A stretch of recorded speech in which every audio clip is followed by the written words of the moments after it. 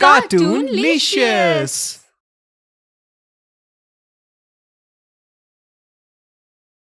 समीक्षा अपने सास ससुर और अपने पति और ननद के साथ मेट्रो में सफर कर रही थी। बाहर बर्फबारी हो रही थी। मेट्रो में मौजूद लोग सभी समीक्षा को ही देख रहे थे, क्योंकि उसने घाघरा चोली पहना होता है। देखो तो इस लड़की को, मेट्रो में भी घाघरा चोली पहनकर घूम रही है। लगता है अभी अभी शादी हुई है। समीक्षा अहमदाबाद शहर से थी और उसका ससुराल दिल्ली था। समीक्षा ने उस औरत की बात सुन ली। तभी उसने अपने मन में बोला, ये सब तो मेरा मजाक बना रही हैं। मुझे तो पायल दीदी ने ये पहनने को बोला था, पर शायद ये लोगों को पसंद नहीं। क्या सोच रही हो भाभी? इनकी बातों पर ध्यान मत दो। ये सब तो पागल लोग हैं। उन्हें क्या पता किसी के ट्रेडिशन का। इन्हें तो बस बात बनाने से मतलब होता है। हाँ समीक्षा, तुम ज्यादा मत सोचो, ये तो बकवास ही करते हैं। अरे भाभी देखो, आपके पीछे सीट खाली हो गई है, आप बैठ जाओ। नहीं नहीं, मम्मी पापा खड़े हैं, इनको खड़ा रख के मैं कैसे बैठ सकती हूँ। मम्मी जी, पापा जी, आप दोनों यहाँ बैठ जाइए। जैसे ही समीक्षा अपनी जगह से थोड़ा पायल के नजदीक जाती है, वैसे ही पायल उसका घाघरा तेज से खींच देती है। वो तो अच्छा होता है कि समीक्षा ने घाघरे के नीचे पजामी पहनी होती है। ओह दीदी, ये क्या किया आपने? ये क्या बदतमीजी है पायल, तुमने ऐसा क्यों किया? तुम तो अपनी भाभी की बहुत इज्जत करती हो ना। अब भैया भाभी, वो आपके। अब ये जानने के लिए आपको कहानी के फ्लैशबैक में जाना होगा। तो आइए शुरू से शुरू करते हैं। हमारी समीक्षा बहुत ही संस्कारी और बहुत ही समझदार है। आपके घर को बहुत ही अच्छे से संभाल लेगी और आपके तौर तरीके भी अच्छे से समझ जाएगी। अरे हम तो समीक्षा को देखते ही समझ गए कि ये मेरे बेटे राहुल के लिए ही बनी है। बहुत ही प्यारी बच्ची है। हमारी तरफ से तो रिश्ता मंजूर है। पर माँ, क्या भाभी शादी के बाद भी ये पहनेंगी? क्या होता है ये तो भाभी पे बहुत सुंदर लग रहा है। नहीं दीदी, ये तो घाघरा चोली है। ये हमारे यहाँ की ट्रेडिशनल ड्रेस है, जो खास मौके पर ही पहनी जाती है। ओह अच्छा, बहुत ही प्यारा है ये तो भाभी। यही पहना करना आप तो। समीक्षा और राहुल की शादी के बाद समीक्षा की पहली रसोई का दिन। ये क्या भाभी, आपने आज फिर से नॉर्मल साड़ी पहन ली? आज तो आपको घाघरा चोली पहनना था ना। अरे पगली, घर में तो नॉर्मल कपड़े ही पहनने पड़ेंगे ना। खाना बनाते वक्त वो थोड़ी ना घाघरा चोली पहन सकती है। बहू परेशान होती है ऐसे कपड़ों में फिर। हाँ पायल, माँ बिल्कुल सही कह रही है। अच्छा तो ठीक है, अब तो खाना बन गया ना। अब आप घाघरा चोली पहनकर भी तो परोस सकती हो। प्लीज भाभी, आप मुझे बहुत सुंदर लगती हो उसमें। Please please. अच्छा दी, मैं पहन लेती हूँ। समीक्षा कपड़े बदलकर सबको खाना परोसती है और सब साथ में बैठकर खाना खाते हैं। ऐसे ही दिन बीतते हैं। फिर एक दिन, माँ पापा इधर आइए। ये आवाज सुनकर समीक्षा और पायल भी बाहर आ जाते हैं। हाँ बोल राहुल, क्या हुआ? अरे माँ, बुआ जी का कॉल आया था। ज्योति का रिश्ता हो गया, अगले हफ्ते छठ मंगनी पट शादी कर देंगे, तो सबको बुलाया है। अरे बाप रे, इतनी ठंड में ज्योति की शादी। अरे वाह, अब तो ज्योति की शादी में मजा आएगा। भाभी आपको वहाँ सबसे मिलवाएंगे। ऐसे ही दिन बीतते गए और ज्योति की शादी नजदीक आ जाती है। अरे यार चलो भाई, निकलना नहीं है क्या? अरे बस चल रहे हैं, सही से तैयार होने दे सबको। ये पायल और समीक्षा पता नहीं क्या कर रहे हैं अंदर। भाभी, सारे घाघरा चोली रख लिए ना आपने? हाँ हाँ दीदी, मुझे पता था आप यही कहने आए हो, इसीलिए मैंने पहले ही रख लिए सब। अरे वाह, ये तो बहुत अच्छी बात है। चलो अभी भी आपको घाघरा चोली पहनकर ही चलना है। जाते ही फंक्शन अटेंड करना है। ठीक है दीदी, बस 2 मिनट में पहन कर आए। सब तैयार होकर बाहर राहुल की गाड़ी में आकर बैठ जाते हैं और निकल पड़ते हैं। शाम का समय और बहुत ही ठंडा मौसम हो रहा था। पता नहीं मेरी बहन को भी इतनी सर्दियों में ज्योति की शादी क्यों करनी थी। अरे पापा, आजकल सब सर्दियों में ही शादी करते हैं। लड़कियों को अपने मेकअप बह जाने का डर रहता है गर्मियों में। इतने में बाहर ओले पड़ने लगते हैं, तेज बारिश के साथ। ये लो, इसी की ही कमी थी बस।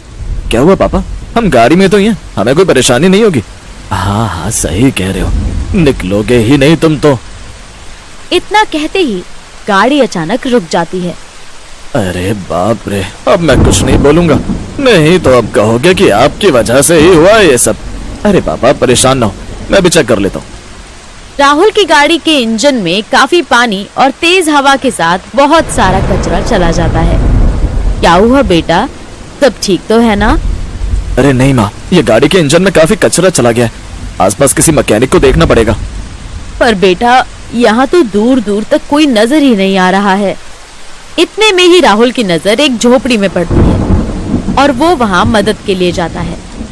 अंकल जी सुनिए, मेरी गाड़ी खराब हो गई है, क्या आप कुछ समय के लिए मेरे परिवार वाले को यहाँ जगह दे सकते हैं? मैं पास में कहीं जाके मैकेनिक ढूंढाता हूँ।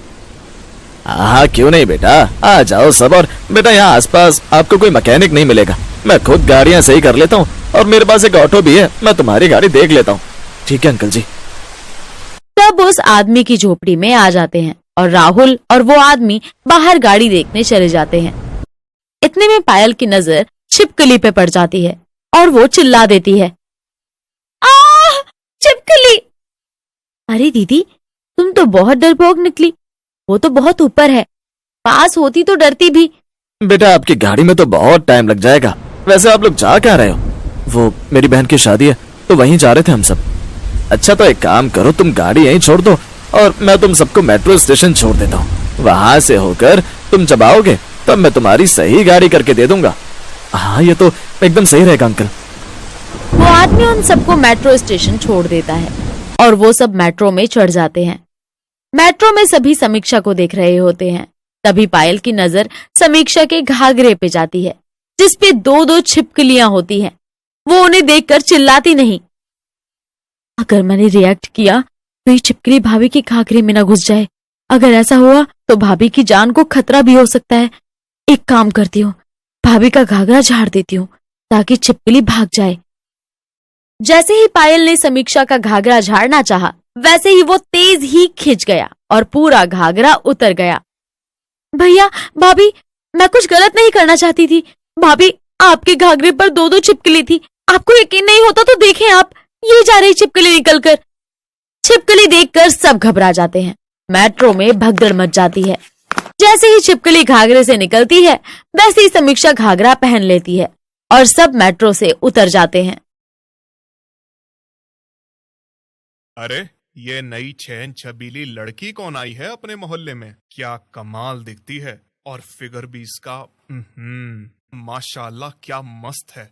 ए राजू, जरा पता तो लगा कौन है ये? मेरा तो दिल आ गया इस पर, क्या कमाल नाचती है ये।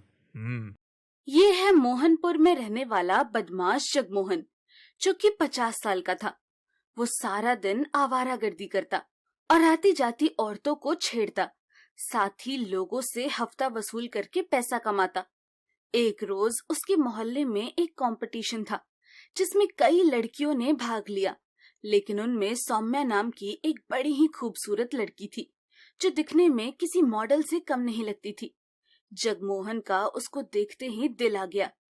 राजू ने सौम्या के बारे में पता लगाया तो पता चला कि उस लड़की का नाम सौम्या है और वो जगमोहन के पड़ोस में ही रहने आई है। साहब, उसकी माँ नहीं है और बाप उसका काम के सिलसिले में बाहर ही रहता है, तो आपके लिए अच्छा मौका है उस सुनहरी चिड़िया को पिंजरे में कैद करने का, और फिर उसके साथ जो करना हो कर सकते हैं। अब वो चिड़िया मुझसे बचकर जाएगी कहाँ? जगमोहन एक बेहद ही अयाश और बदमाश किस्म का आदमी था। वो औरतों और जवान लड़कियों पर न सिर्फ बुरी नजर रखता था, बल्कि उनका शोषण करने से भी वो बाज नहीं आता था। उसके साथ कई गुंडे थे जिनकी बदौलत वो किसी से डरता नहीं था। उसे जैसे ही पता चला कि सौम्या उसकी पड़ोसन है, तो वो एक रोज मौका पाकर उसके घर में घुस गया। जी आप कौन? मेरा नाम जगमोहन है और मैं तुम्हारे पड़ोस में ही रहता हूँ। वो मैं इधर से जा रहा था तो सोचा तुमसे मिल लूं और तुम्हारा नाच देख लूं। क्या कमर मटकाती हो तुम, ओए होए। जब से मैंने तुम्हें उस कंपटीशन में नाचते हुए देखा है ना, तब से मैं तुम्हारा फैन हो गया हूँ। अच्छा सुनो ना, तनिक अपनी पतली कमर मटका कर तो दिखाओ ना। ये कहते ही अधेड़ उम्र के जगमोहन ने सौम्या को कमर से पकड़ा और अपनी ओर खींच लिया। अरे ये आप क्या कर रहे हैं? छोड़िए मुझे। सौम्या ने जगमोहन को पीछे झटकते हुए उसके चंगुल से खुद को छुड़ाया। अरे इतना नाटक क्यों कर रही हो? थोड़े पैसे चाहिए तो वो भी दे दूंगा मैं तुझे।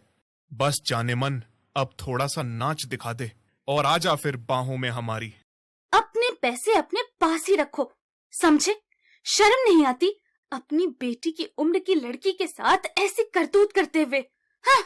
हम जरा बेशर्म किस्म के हैं।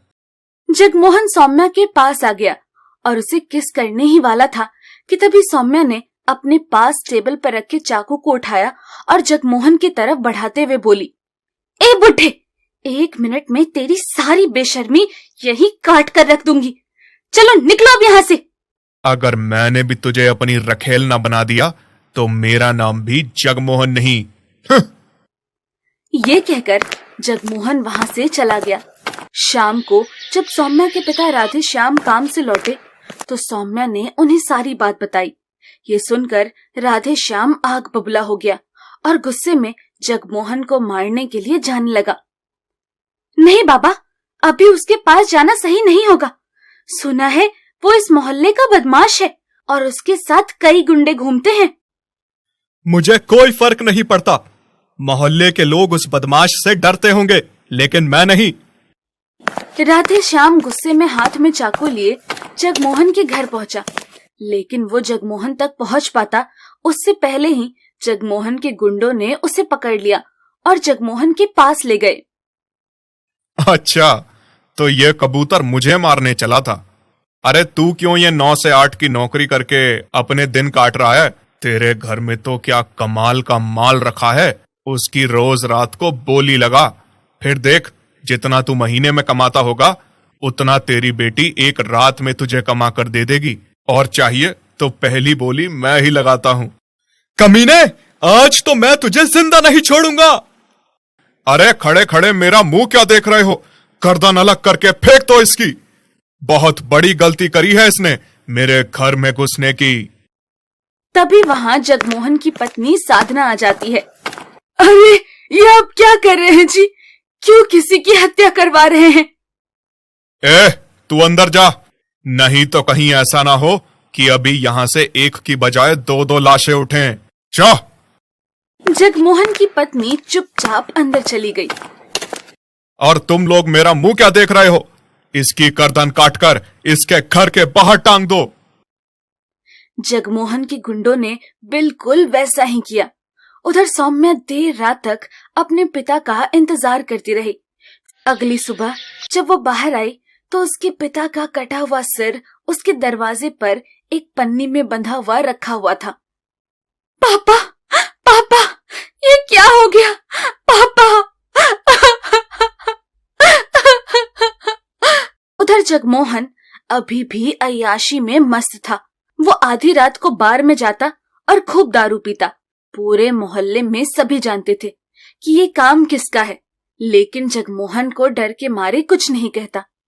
ऐसे ही कुछ दिन बीत गए। अब सौम्या पूरी तरह अकेली हो गई और अब जगमोहन बेधड़क होकर उसके घर जाने लगा और उसे बार बार छेड़ता। कभी वो खिड़की से झांक कर उसे नहाते हुए देखता तो कभी सोते हुए उसे खिड़की से एकटक निहारता रहता। उसकी इन्हीं हरकतों से सौम्या का गुस्सा दिन पर दिन बढ़ता ही जा रहा था। उसका घर से बाहर निकलना तक मुश्किल हो गया था। फिर एक रोज फोन पर, हेलो जगमोहन जी, मैं सौम्या बात कर रही हूँ, आपकी पड़ोसन। मुझसे गलती हो गई जो मैं आपके खिलाफ गई, लेकिन अब मैं अपनी गलती को सुधारना चाहती हूँ। आपका जब मन हो आप मेरे घर आ जाइए। सौम्या की बात सुनते ही जगमोहन बहुत खुश हुआ और वो उसी समय उसके घर चला गया। वाह वाह छमिया, कितनी मस्त लग रही है। चल छमिया, अब और देर मत कर, जल्दी से मेरे साथ उस बिस्तर पर आ जा। ठहरिए ना, बत्ती तो बुझा दूं, इतनी भी क्या जल्दी है? सौम्या ने जैसे ही बत्ती बुझाई तो उसने छुपाया हुआ वो चाकू निकाला और उससे जगमोहन पर वार कर दिया। कुछ ही देर में उसकी मौत हो गई। उस वक्त सौम्या को एक अलग ही शांति मिली। फिर उसने जगमोहन की लाश को नदी में बहा दिया। सबको यही लगने लगा कि जगमोहन कहाँ गायब हो गया। कुछ समय बाद सौम्या भी वो शहर छोड़कर दूसरे शहर चली गई और सब कुछ भुलाकर अपनी जिंदगी की नई शुरुआत करने लगी। हेलो दोस्तों, कैसे हैं आप सब?